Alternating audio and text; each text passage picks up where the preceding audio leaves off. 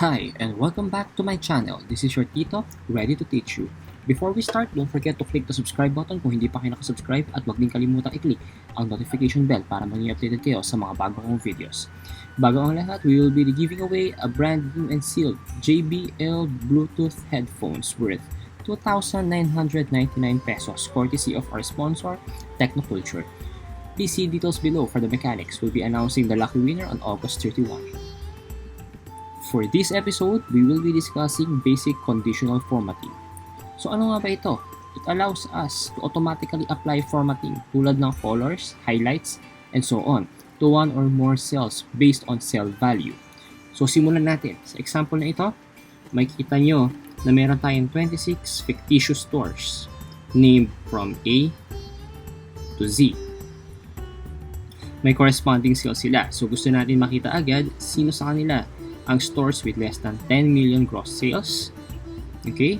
O kaya stores that hit 50 million plus sales, and so on. Okay? So, simulan natin dun sa stores with less than 10 million gross sales as our example. Okay? So, we just have to select itong data na to. And then, let's click Conditional Formatting.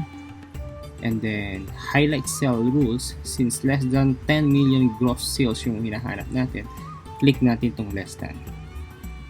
Okay? So, ilagay lang natin less than 10 million. Okay?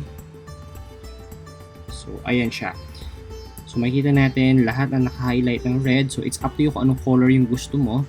So, you can just indicate it here. Okay, kung anong color. So, light red field with dark red text, yellow field with dark yellow text. Okay, so madami pa yan na pwede mong i-custom format. Depende sa gusto mo.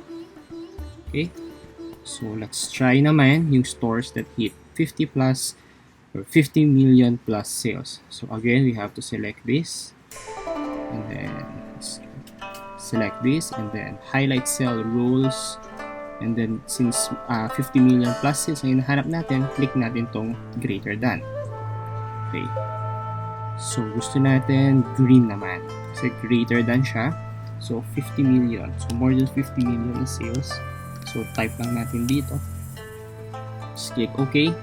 So, mapapansin nyo, isa lang siya. Because isa lang yung nag-hit ng lampas 50 million pesos. Okay. So, ganito muna natin ulit. Subukan naman natin yung top 10% stores in terms of gross monthly sales. So, same lang din. Highlight cell, top bottom rules, sorry. And then, top 10%. Okay? So, pwede natin baguhin ito. Top 10%, top 20%. It's up to you. For this one, 10%. Click natin to. Okay?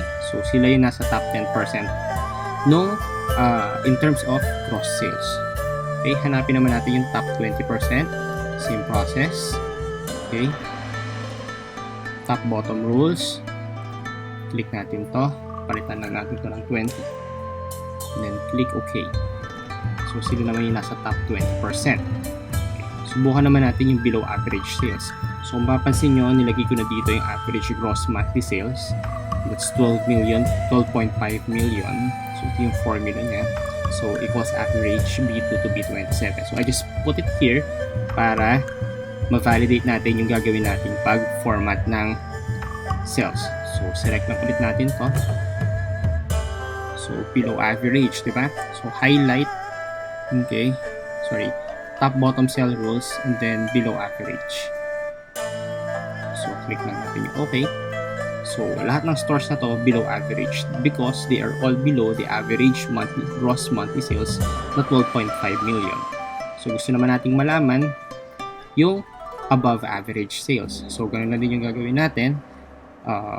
Top bottom rules, above average, gawin natin green. Okay. So, we can combine, no? So, kung halimbawa gusto natin yung below average sales, gusto din natin malaman yung above average sales. So, select lang din natin to. Since naka-highlight na yung above average sales, idadagdag lang natin yung below average sales.